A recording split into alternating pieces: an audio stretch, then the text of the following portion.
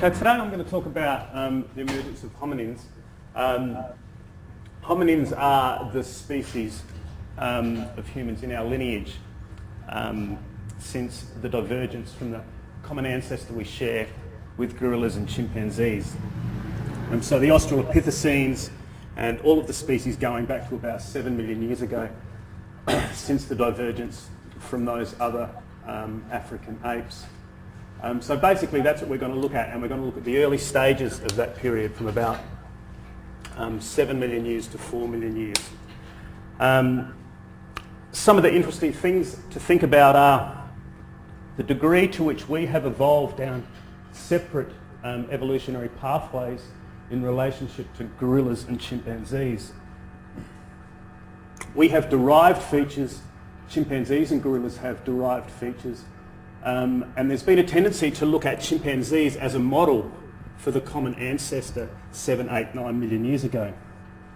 But new fossils have shown this idea to be false, because chimpanzees have very different locomotor anatomy than these very, very early ancestors, so they're what we call derived. And they've been evolving independently, and so have we. So one of the major theories that's been overturned recently is that one about using chimpanzees as a model for these ancient humans. What I'm going to look at is the idea that you can trace human political and social violence back to these early stages of human evolution. These two guys, Jared Diamond and E.O. Wilson, are two of the most prominent scientists in the world.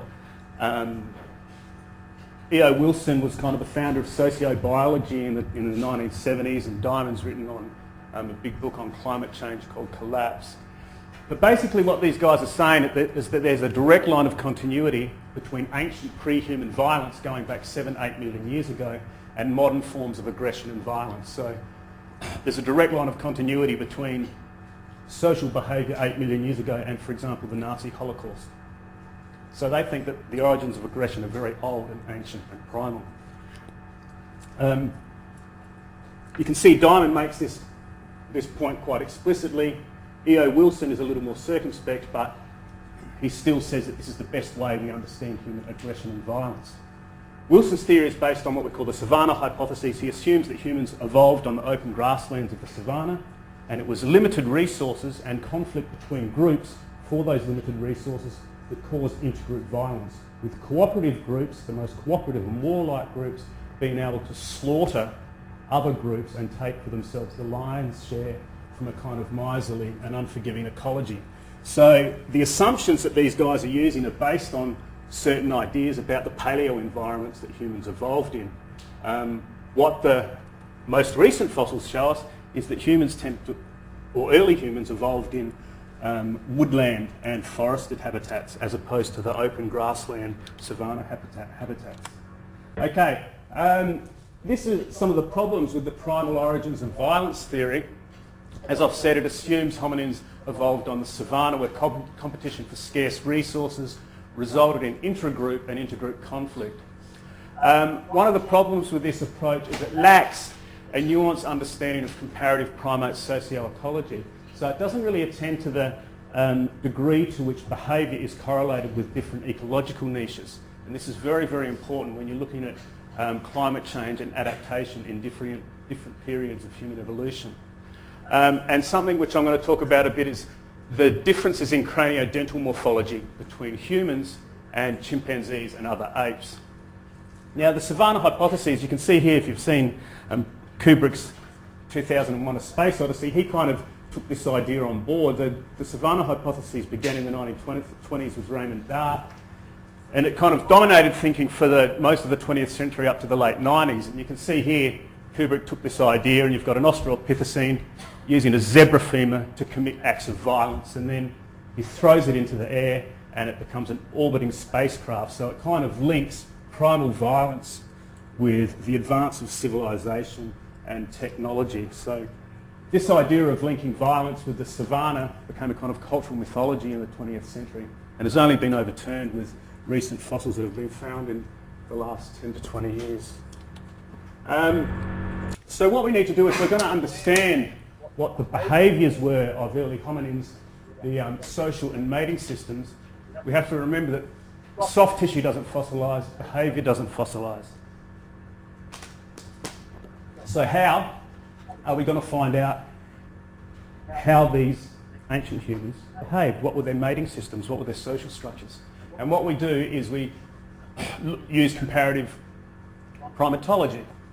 And by looking at the correlations between certain morphological features in living primates and their habitat, we can infer, based on the morphology of early hominins, we can infer patterns of behaviour. So one of the most important ways of doing this is looking at sexual dimorphism.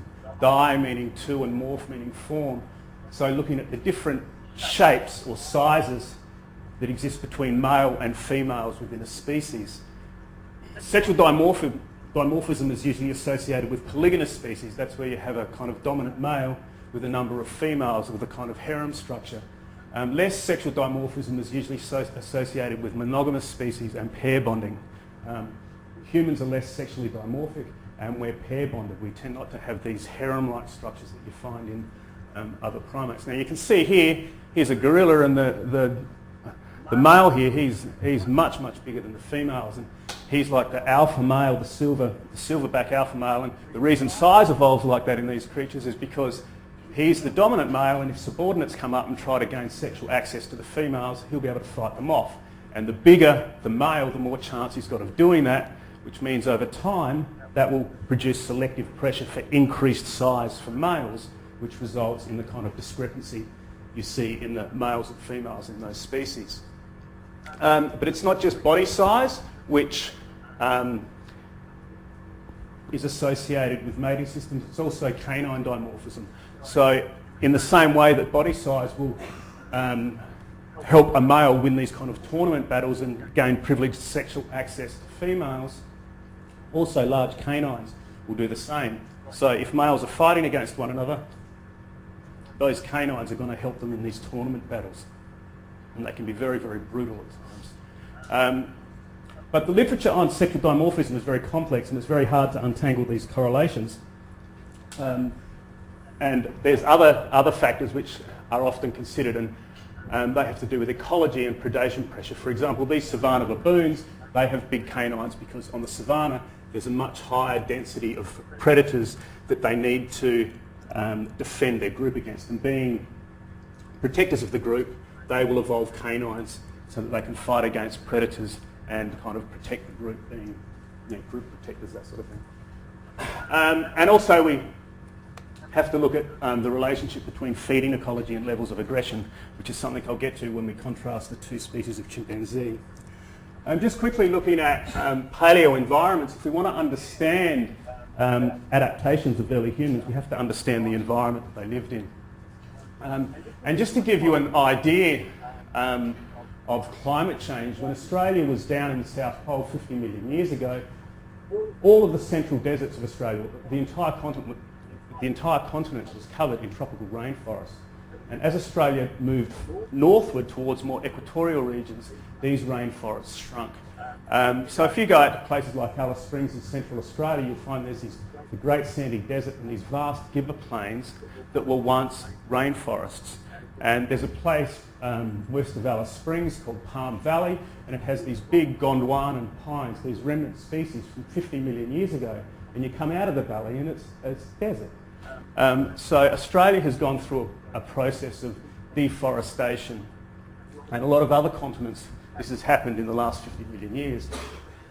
It happened in Africa, and this is very important for human evolution because the Miocene, the period we're talking about, 25 million years to 5 million years ago, we're talking about the later Miocene. There was periods of deforestation, and they happened about 5 million years ago, and more so 2 million years ago. So these changes in climate and ecology are very important. This is just a guy, Alan Walker. He discovered proconsul, which is supposed to be an ancestor of humans, a very ancient ancestor. And he makes an interesting comparison here where he looks at old world monkeys who live in the kind of forested regions of Africa, and what he's saying is because they're living in the forest, there's not that much feeding competition, so that they can partition up the forest and have their own little ecological niches without kind of crippling competition. Now, Walker suggests this as a model for Miocene apes and Miocene hominins because they were living possibly in a similar habitat. This is a very, very different model than the savannah one, which supposes competition for resources was the kind of engine of human evolution, where he's saying that this may have not been the case in these forest habitats. This is just a thing on predation pressure. It's kind of just to suggest what may have been happening. If you look up here, these are carnivore species, and these are the hominins we're talking about. You can see from 3 to 6 million years ago, or from 4 to 6 million years ago, there's a lot less carnivorous species. Around 4 million years to 2 million years ago, there's this kind of proliferation of carnivores. We're talking about this area here, so the kind of idea or suggestion from this is that there was a lot more predation pressure. These are like leopards and hyenas and things like that. So in the period we're talking about, hominins maybe did not have to fight against predators in the same way that we thought that the baboons would have had to with these big canines. So this may be one factor in the kind of reduction of canines in humans. This is just a little graph that shows you the species distribution during the Miocene, which is very, very different to the present.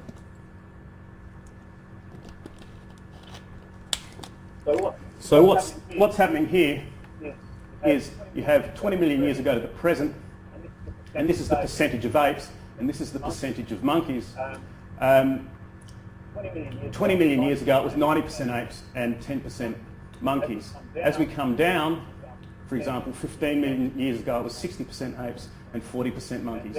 And down here, 20% apes and 80% monkeys. So the species distribution has inverted over this period, which means that the Miocene was rich in ape species and potentially rich in species who are ancestral to us. There may have been a great number of potentially bipedal, upright walking hominins. But this is just a suggestion. This is something we don't know. The thing is that fossils are very rare, so the species that we do know about may only be a very, very small portion of those that actually existed. There could have been great numbers of species that didn't fossilise and we know nothing about. Okay, so we're going to get onto the species here that we're talking about in this period. Basically from about 7 million years to 4 million years ago, and Marche will take you from 4 million years to the present. We're looking at these species here. This graph just gives you a bit of an idea of brain proportions, teeth and all those kinds of things. Now, this graph just tells you a little bit about the relationship between speciation events and climate change. Here, you can see this line here. On the right-hand side is woodland, and on the left-hand side is grassland. And you can see as we move forward, there's a change in soil types associated with woodland to more open grassland and savanna habitats. And you can see this is where the savanna period seems to occur, and we're talking about this period down here when forests have yet to shrink and you've still got these kind of vast, potentially vast arboreal sanctuaries in which hominins would have possibly lived. This is the geographic distribution of the fossils. Along here, this is the Rift Valley, Ethiopia and Kenya, and this is thought to be the cradle of humankind, and for many years this was thought to be the place in Africa where humans evolved. This fossil here, Sahelanthropus chidensis, was found recently, and that put that whole theory into question because it's from Central Africa. So now on to the fossils. This is Sahelanthropus chidensis, and the thing I want you to note here is just the fact that it's got a small canine, and you can see it here, the foramen magnum is more anteriorly orientated, and that's suggestive of bipedalism. The foramen magnum is the hole in the skull up through which the spinal cord joins with the brain. In humans, it points downwards, and that's got to do with our upright or bipedal posture. In apes, it's more comes out of the back of the skull, and that's got to do with quadrupedalism. And you look at your dog, and the spinal cord will come out of the back of the skull, whereas us, it comes out through the bottom. And this is one of the distinctive features of the hominin lineage. So very important. It's basically on this feature that they claim it to be ancestral to us.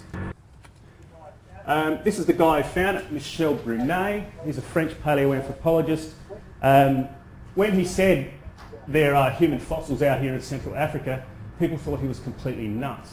He said, you're not going to find anything out there, this is ridiculous.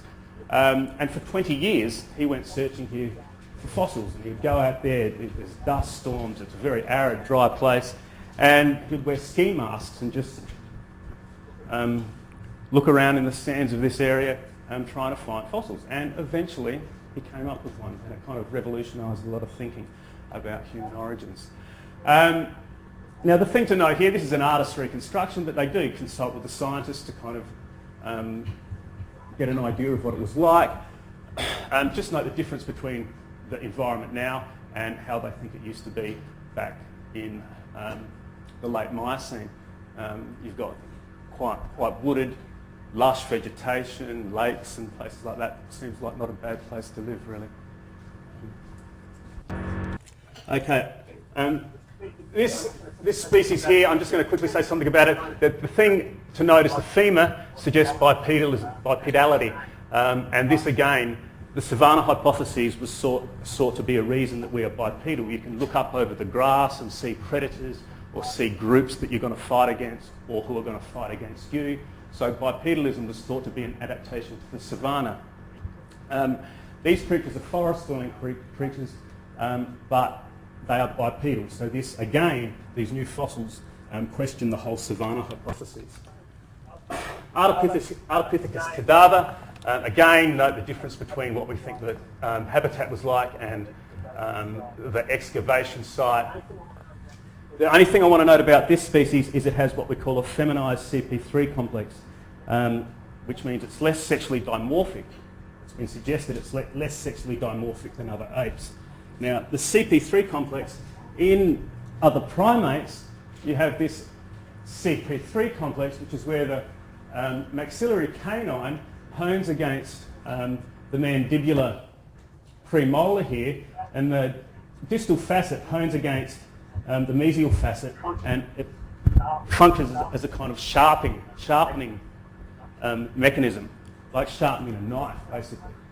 And this is how primates sharpen their teeth and use them in these kind of conflicts with males, or the conflicts that males have with one another.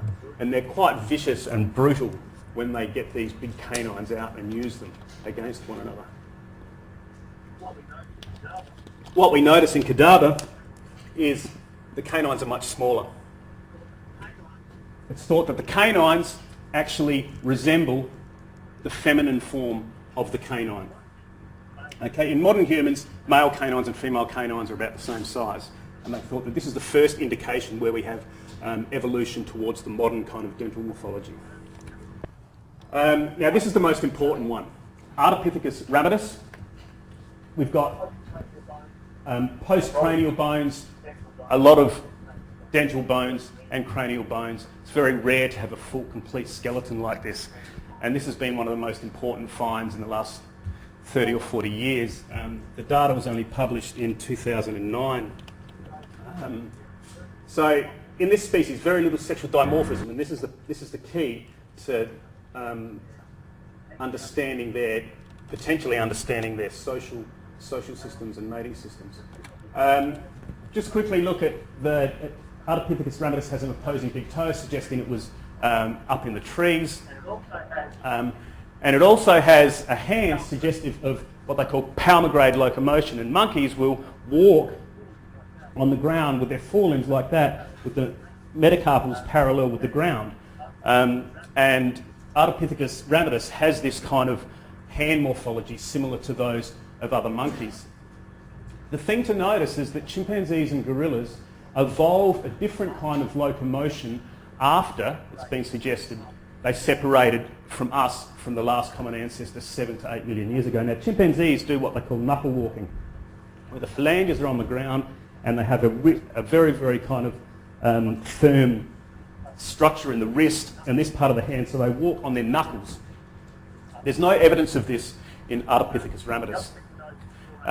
The other thing to note is the foramen magnum points downwards, suggesting bipedality. And on the basis of this skeleton, it's been argued that chimpanzees and gorillas are derived, which means that we can no longer use chimpanzees as a model for ancestral humans going back 6 or 7 million years ago, as has often been done. In the way that we can no longer use them as a model for our ancient human ancestors in terms of morphology, I suspect it's no longer justifiable to use them as a model for social behaviour.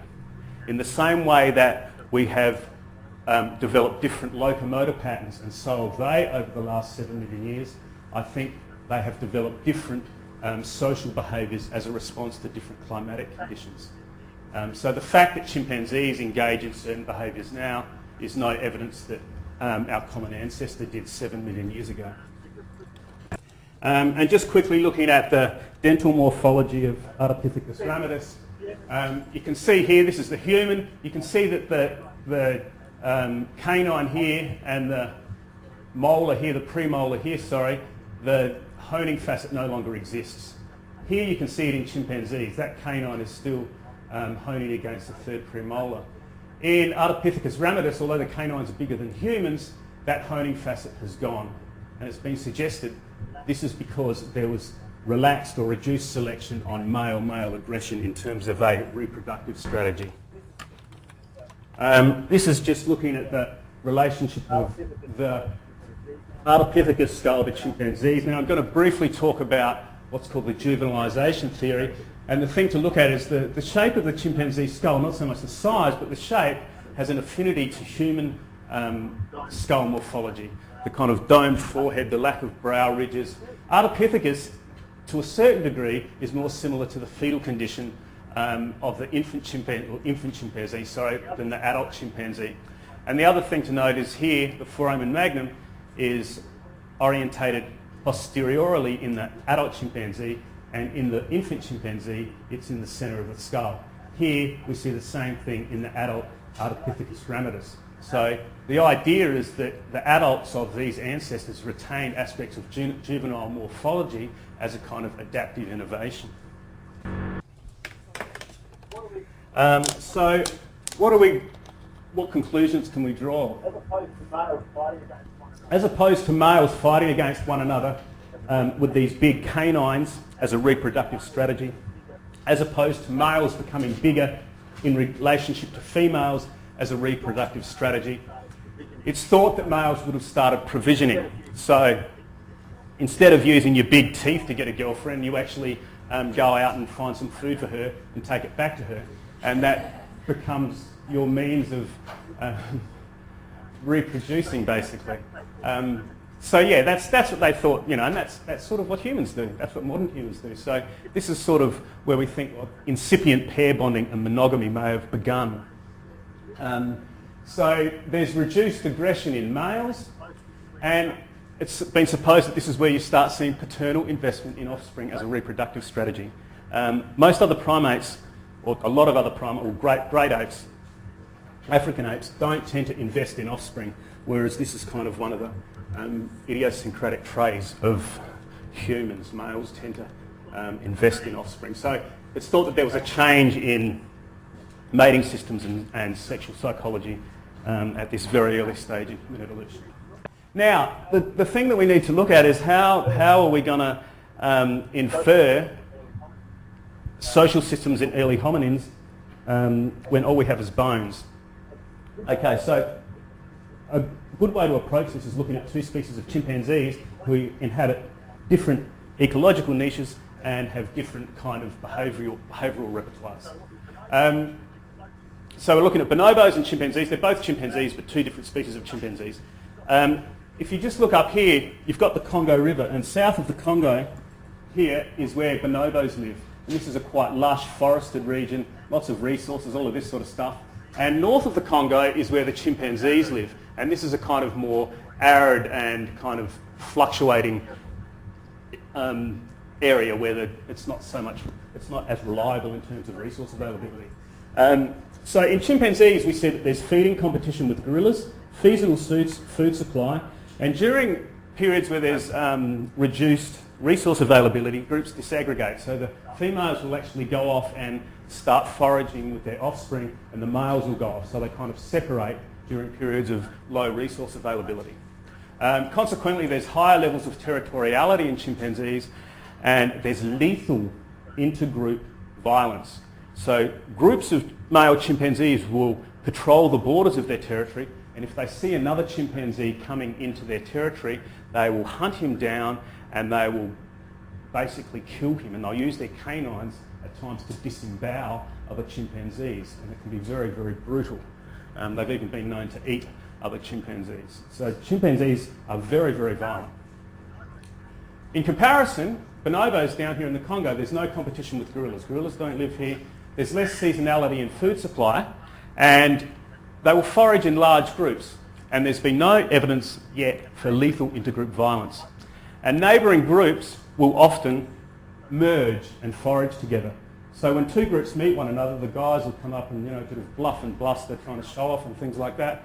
But then the females will come along and start grooming one another, and then the little kid bonobos will start playing together, and then the groups merge and they go off and forage for a week together. So they don't have this kind of intergroup violence that you see in common chimpanzees. And it's been suggested that this is related to the fact that they live in a much more resource-rich feeding ecology, where there's not competition for resources. There's just some pictures of bonobos.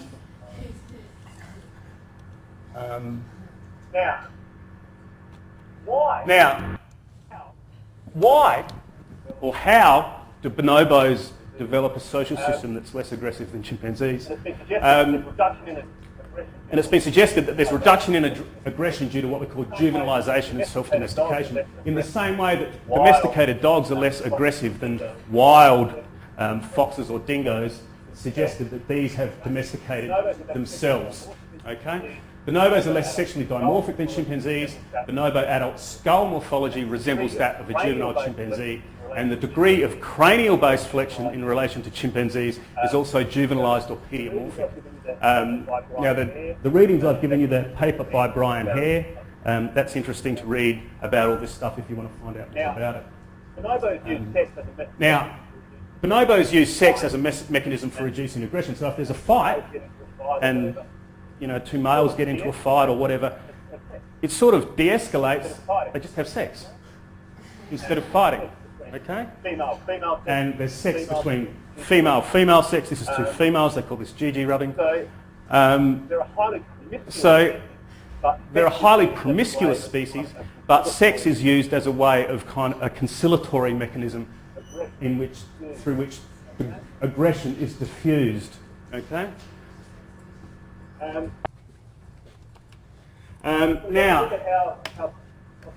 if we're going to look at how possibly bonobos or humans evolved, and I'm assuming that there was a kind of regime for reduced aggression or selection for reduced aggression early in our lineage. Important thesis to think about is Stephen Jay Gould. He wrote this book in the 1970s, Ontogeny and Phylogeny. Phylogeny is basically the history of the species. Ontogeny is the developmental history of the individual.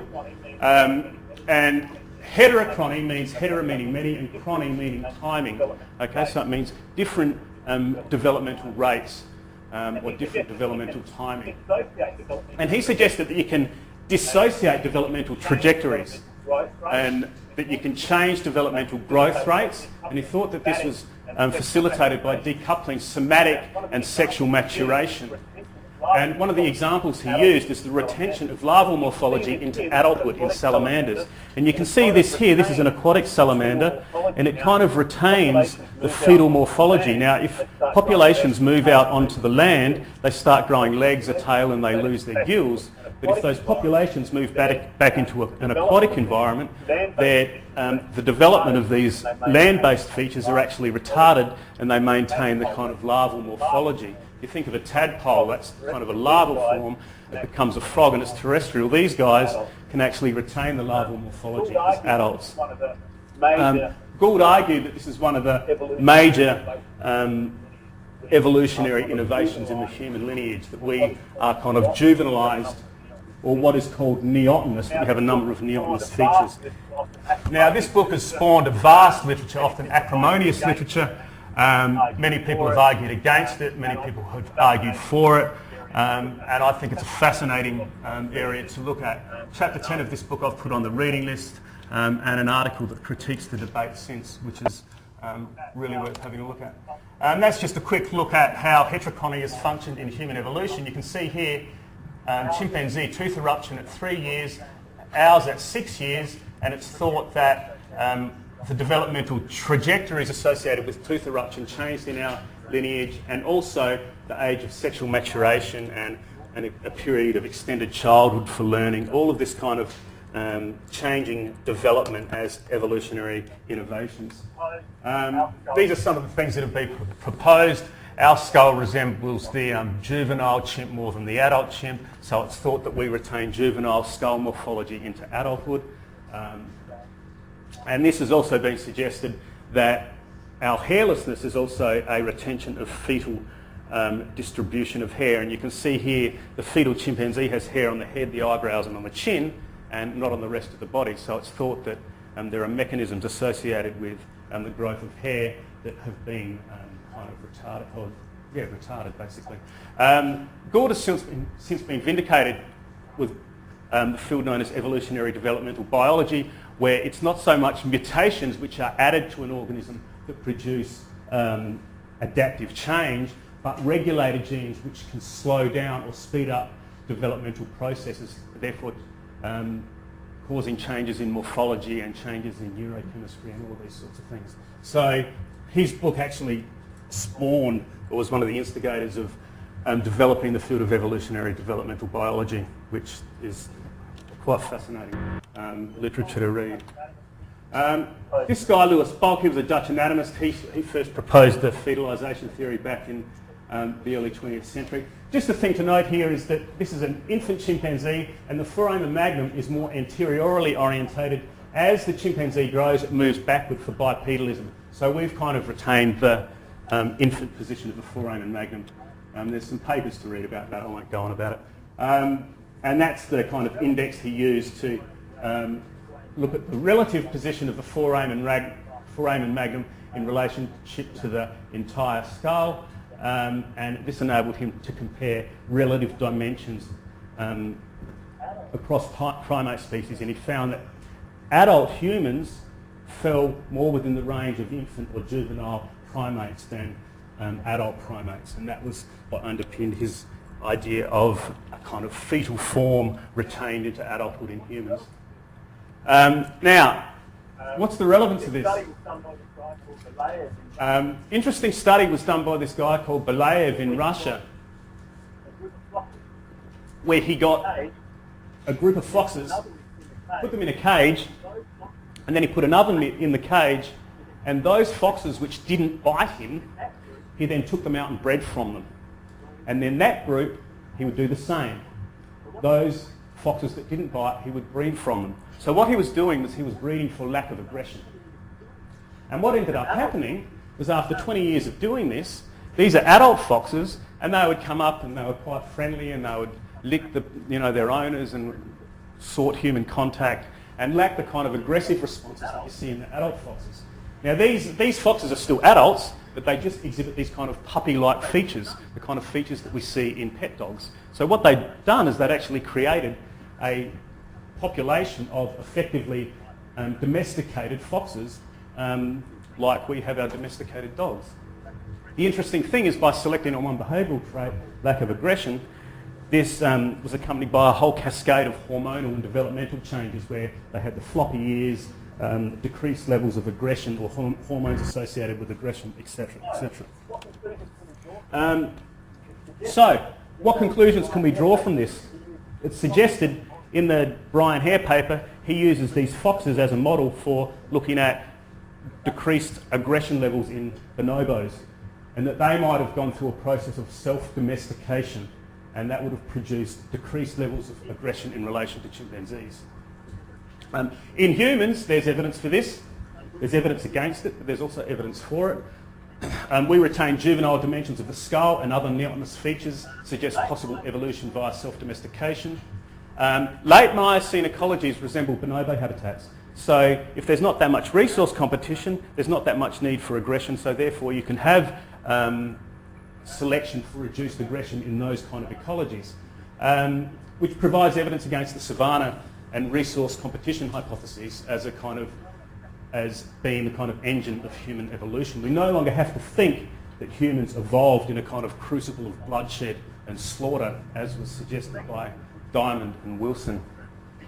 Selection for reduced aggression accounts for our distinctive psychosocial and behavioural traits. Okay, now just quickly looking at this experiment on these chemicals, vasopressin and oxytocin in pair-bonded voles. What they found is oxytocin is a chemical associated with mammalian nurturant behaviour and infant bonding. Vasopressin is associated with male territoriality, aggression and pair bonding. Now, these two species of voles, this top species is a pair-bonded species, and this is a polygamous species and they're solitary. They did an experiment where they would get, with the top species, they would have the male cohabit with the female for a time, and then they would separate them, and then they would reunite them. But when they reunited them, they would put another female in the cage that the male had never seen before, a stranger. And what he did was he went to the female that he'd previously cohabited with, as opposed to the one he'd never met before. With the bottom one, the solitary species, they did the same thing, had him cohabit with a female, then separated him, and then at a later time put him back in the cage with a female he'd never met before, and he didn't care which one. He wasn't fussy, he would go to either of them. Okay? So the idea is that this species here has a gene associated with distributing vasopressin receptors in the brain, and they think that vasopressin receptors are what causes these voles to have a kind of social memory of previous sexual partners or previous partners they've bonded with, which makes them seek them out again at a later time. Fascinating thing geneticists did, which I don't quite understand how they did it, but what they did is they got the genes associated with this species and put it into this species, and then all of a sudden this fellow, when they did the same experiments, they would have him cohabit with a female, then they would separate them, and then when they put them back with the two females in the cage, he would go to the one he previously cohabited with. So transferring the gene into this species actually turned him into a pair-bonded vole as opposed to a polygamous solitary vole.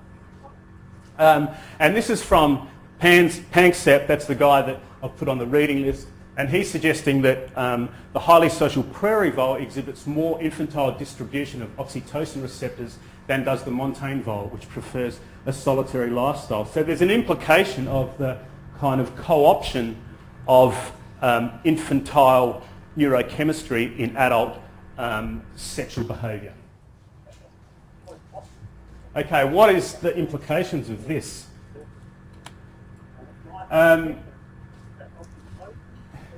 Oxytocin in humans is a mammalian maternal behaviour. Well, it's involved in mammalian maternal behaviour.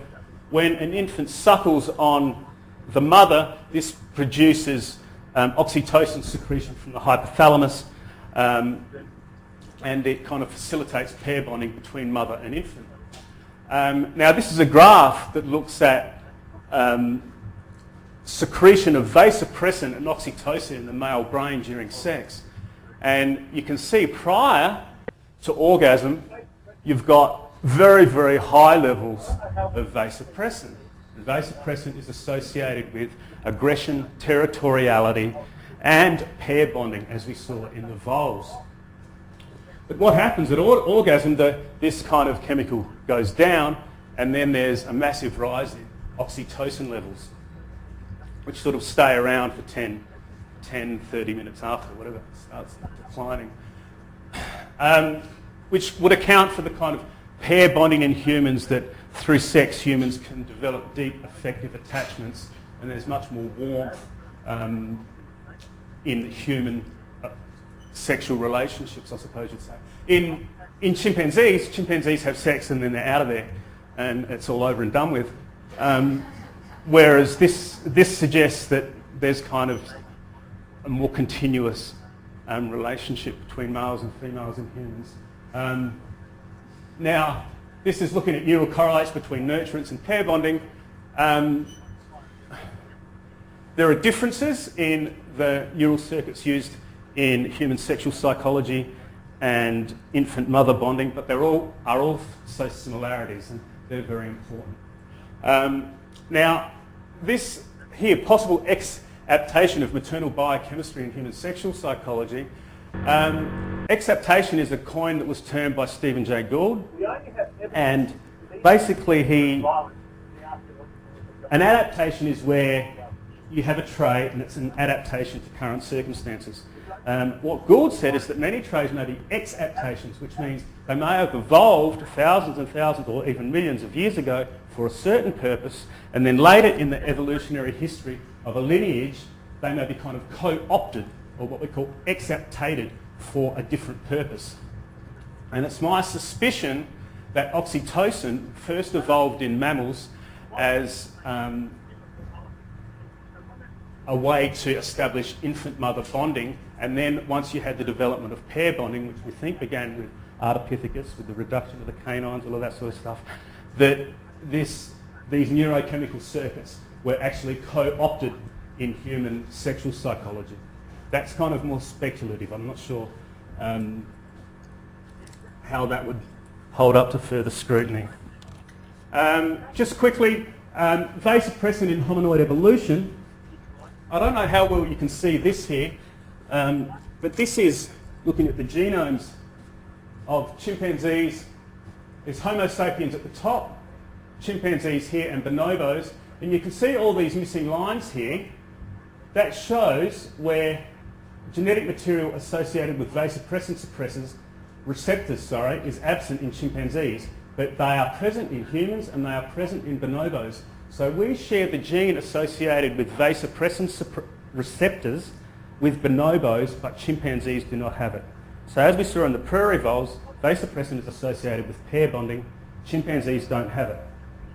The complicating factor is bonobos are not monogamous, they're not pair bonding. Okay, they're incredibly promiscuous. So there's been a suggestion that this gene may be a kind of more general or more generally involved in pair bonding, affiliative behaviour, and Frans de Waal, the primatologist, he's argued that bonobos have much higher levels of empathy than chimpanzees and much more refined social emotions.